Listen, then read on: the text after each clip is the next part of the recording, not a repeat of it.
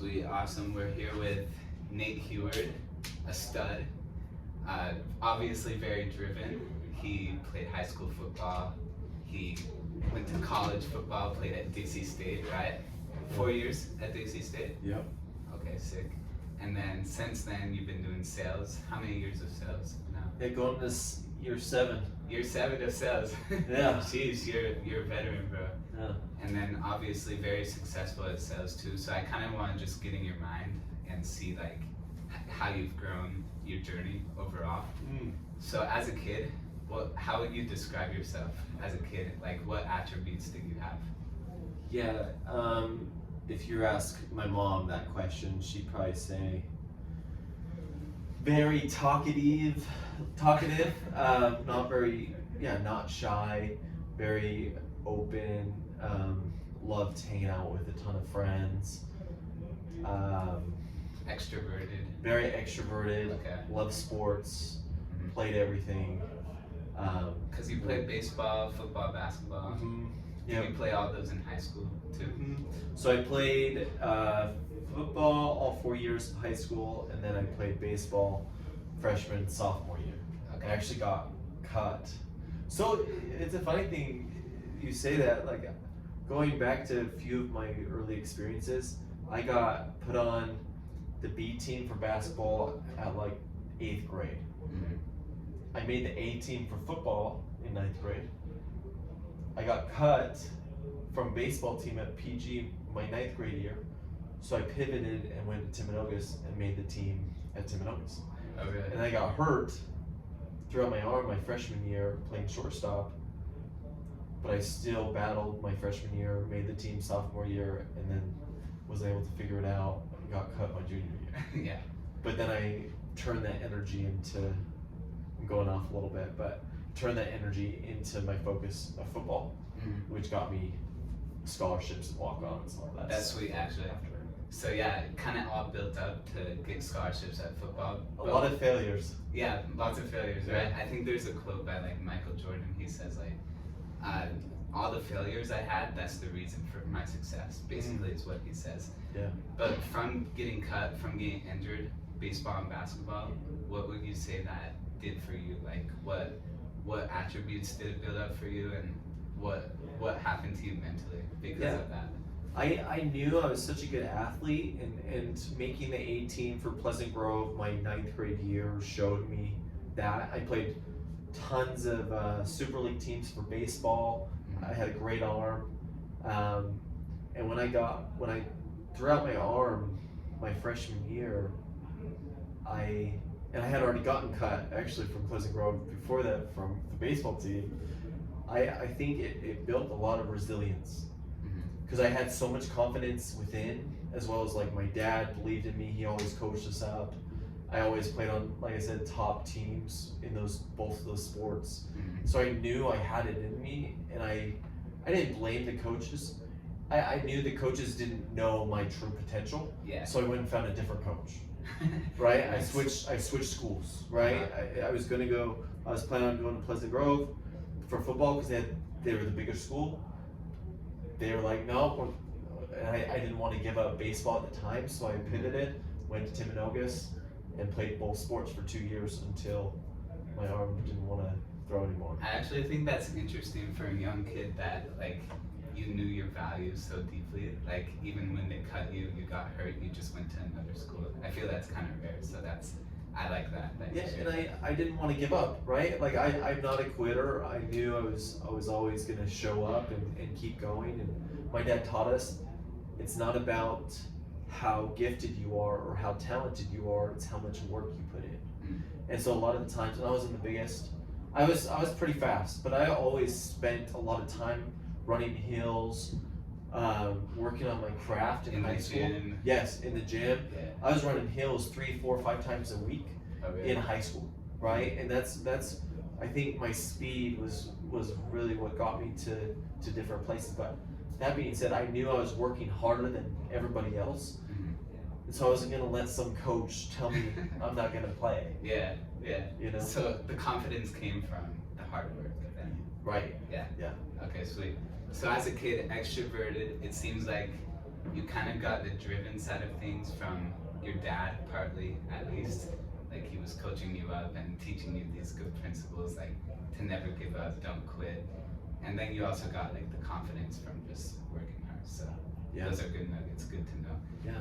Where would you say like the drive came from? Because for me, like knowing you, we're cousins. I know that you're a very driven person. Where would you say that maybe came from? Yeah, it'd be interesting to ask you, like, how do you know I'm driven? Did you know that at young, like, cause yeah, we've known each other my whole life, right? Yeah, long time. I would say because it's almost without even knowing you, I can kind of tell just from the way you carry yourself. Like you don't really like wasting time. I can tell. You're very focused in what you do. Like you know what you want. You're like decisive in that way. So that's kind of where I see it, just from like not from seeing like everything you do, but more so just like watching you. Watching you. Well, Like, and from the outside. I've been told that before. Like, I guess I had a ton of friends growing up, but when they didn't have a plan, like they'd hit me up and they didn't have a plan, they were just wanting to play Madden or something and just chill and get into trouble. Mhm. I was never over there. Really? I'd rather spend time with my family and build those relationships or hang out with the girl I liked at the time. But that being said, that drive, I think my dad, as you know, is super competitive. Yeah. And I'm the oldest, and so I think with my dad, he was always coaching me, so I knew I had his support and him showing me kind of this path with that competitive edge, because even like to this day, he loves like we still go hand in hand in cards, at Risk, and pickleball, yeah. everything, and he still beats me a lot of those times.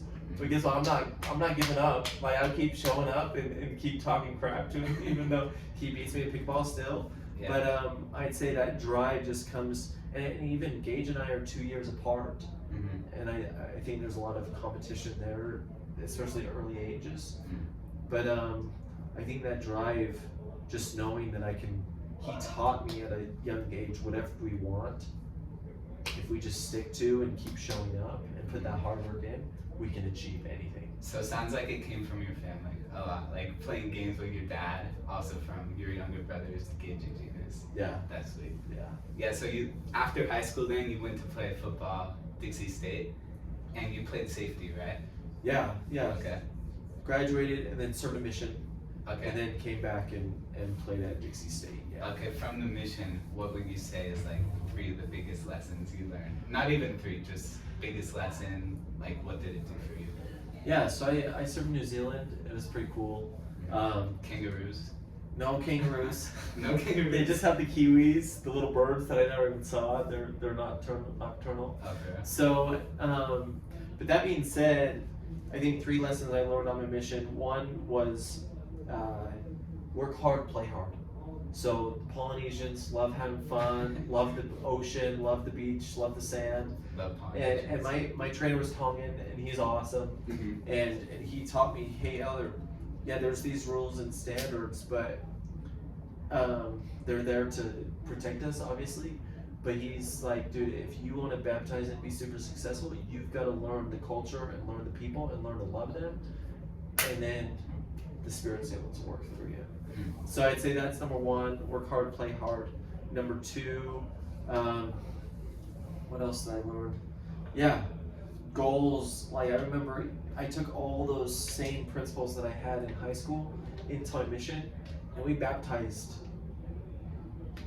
almost every week my last 8 months. Really? That's crazy. And New Zealand, that's not very common, but it all came down to, and I'm not bragging or trying to impress anything, I knew that if I put myself in the spot where I love the people and I truly, genuinely cared about them and their salvation, that the Lord would be able to work through me, and bless their lives. So was that because of the goal setting? Well, I remember it's partly just because the more I guess I focused in, because like my daily, our personal study every morning, I would go through my goals before I studied. Okay. So hey, this is how many people we want to talk to today. This is this is how many baptisms we want to hit. This is how many X, Y, Z, and it was just always fresh in my mind to the point where you kind of saw it, you know, growing up a little bit, seeing each other. I'm very protective of my time, Yeah. and maybe people think it's too much, but it might be over the top. But I'm very, I just know time is a gift. And So the personal study on the mission helped you like see the goals, helped you baptize. Also, this is kind of related. Like, I remember growing up that you would have the pictures in the shower of like all the things you wanted. Like it was like this guy with a 6-pack on there, and like football players, like famous football players. So on that note, that I kind of learned that from you guys, from your family, just to always set goals and always be driven like that. Yeah. So yeah. And vision boards, like my dad.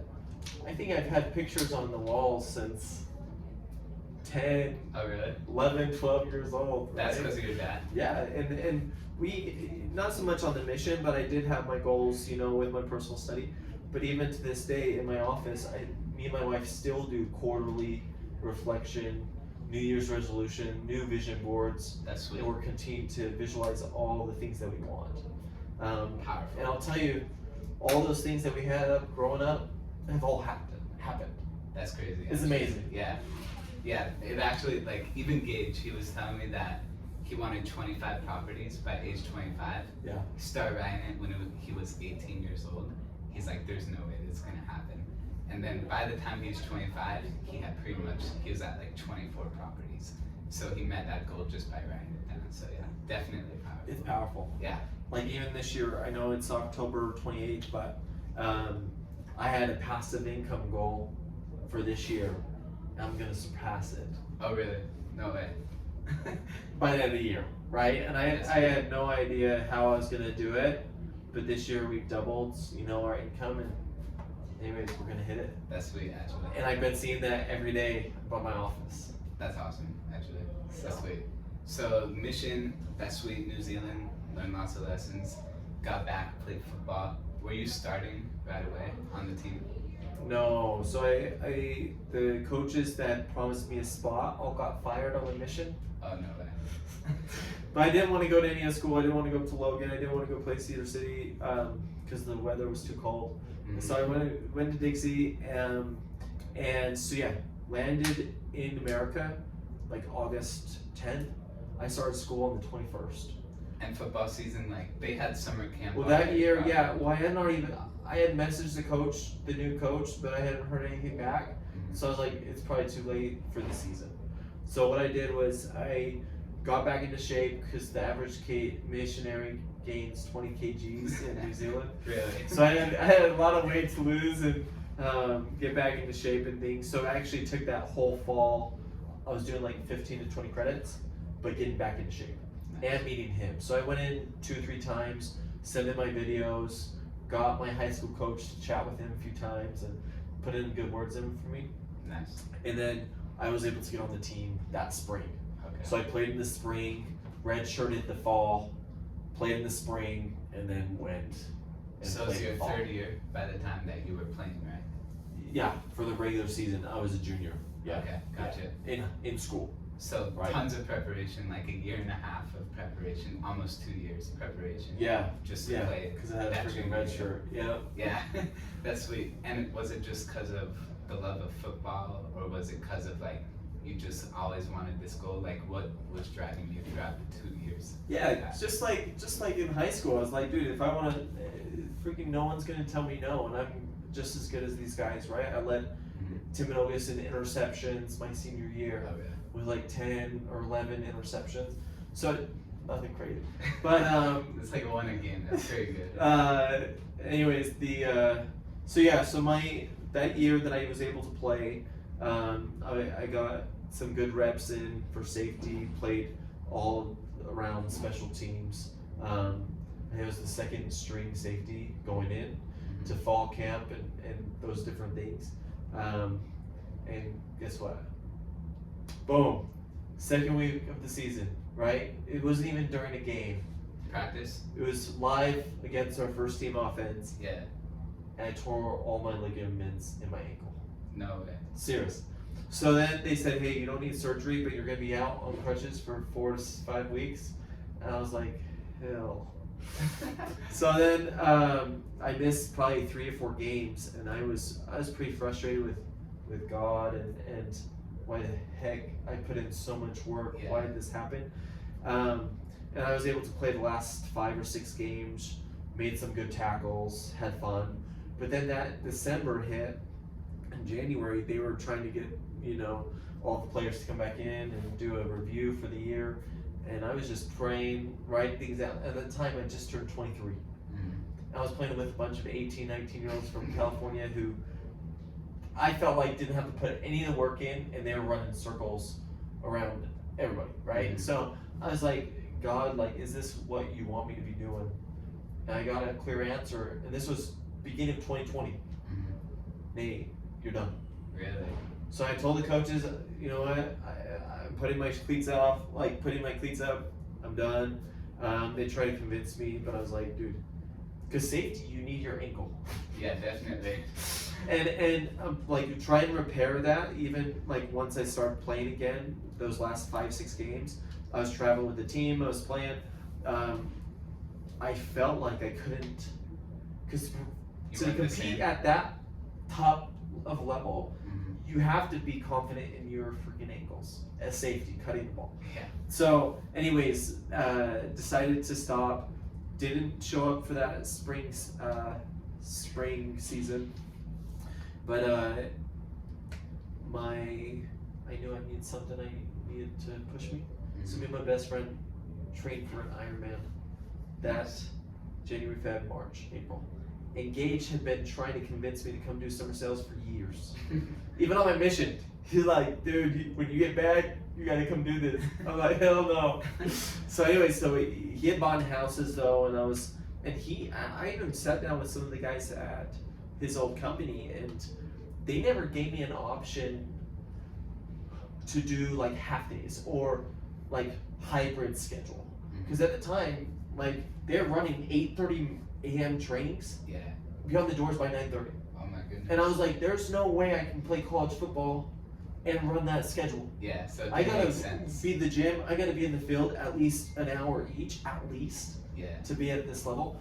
So anyways, it just never worked out. And then when I told him I wasn't playing football, he was like, hit me up all the time, right? So I was like, dude, if you can do this, I can do this. Yeah. So that's what happened. I That's how you got into got it. some of my friends and we went out to Orlando. Orlando. But guess what? Yeah. What happened in 2020? COVID. Yeah.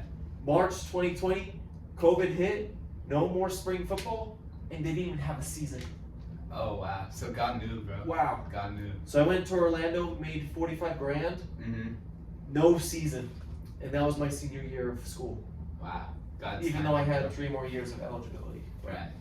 Yeah, that's actually interesting how you received an answer then COVID just hit. Because I was so frustrated at God, of why this had happened. Mm-hmm. I've been training my whole mission, Yeah. plus the 2 years, Uh-huh. to get this chance to dominate. And they didn't have a football season, huh? No Because of season. COVID. Yep. Yeah. Okay. And then the next season was kind of messed up too.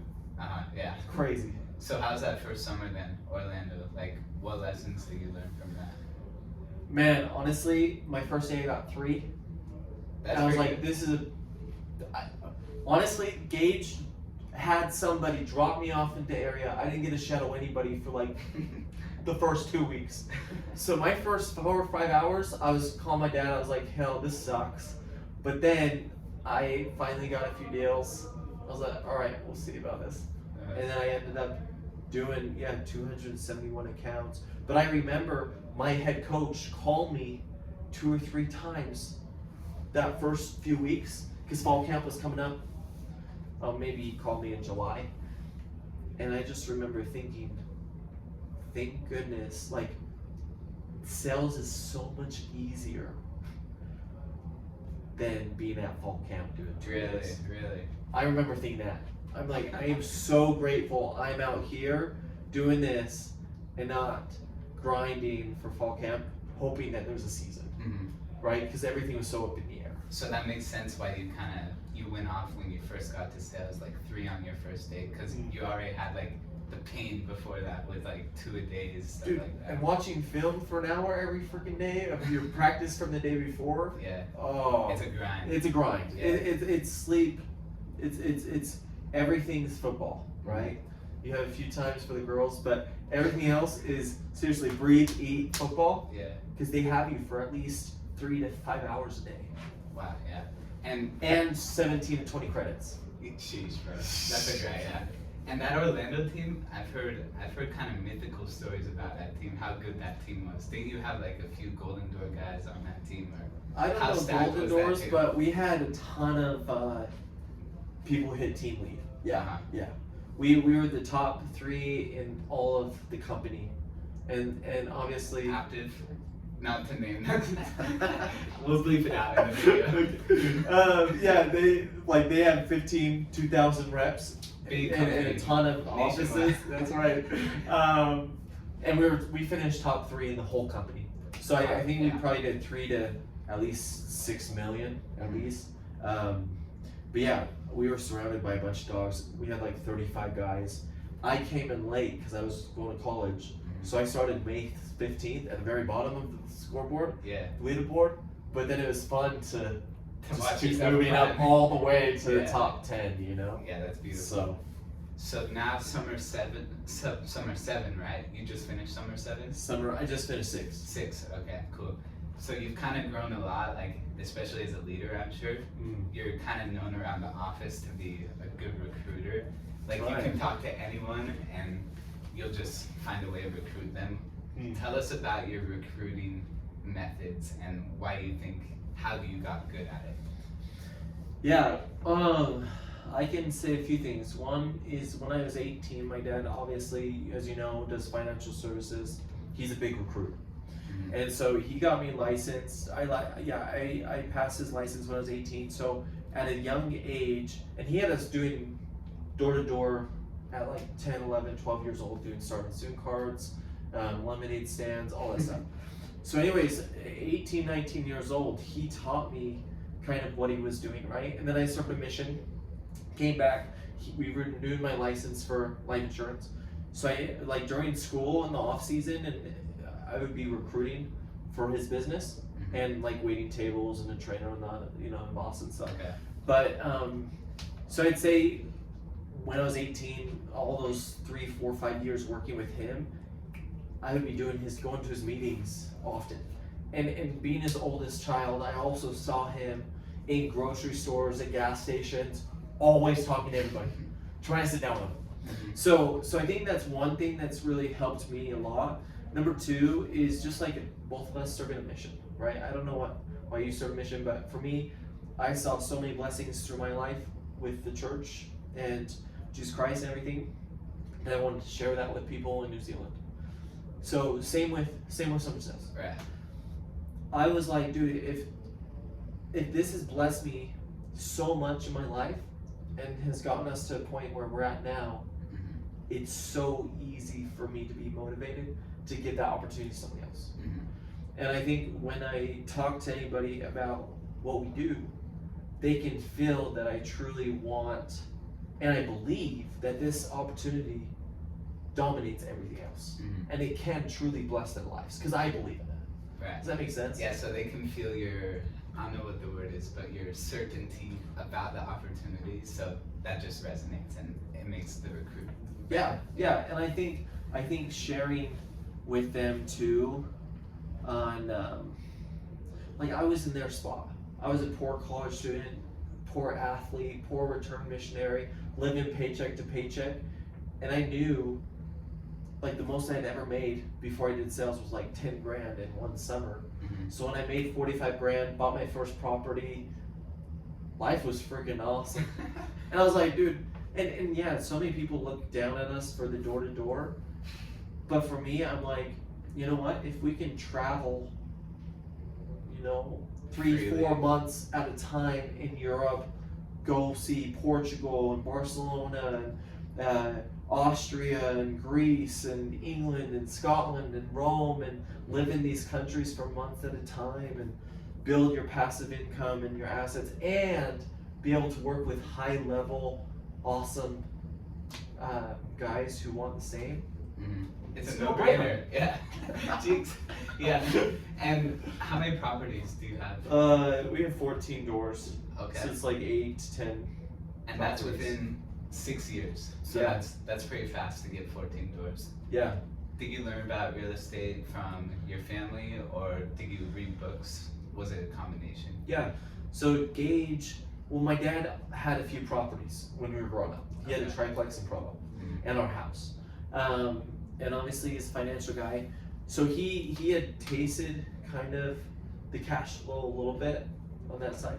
But yeah, Gage, he was connected with someone named Chandler Smith from our old company. Yeah, big YouTube channel, right? Yeah. And we bought his course, and Gage was like, Gage had bought his first, second property before I even started.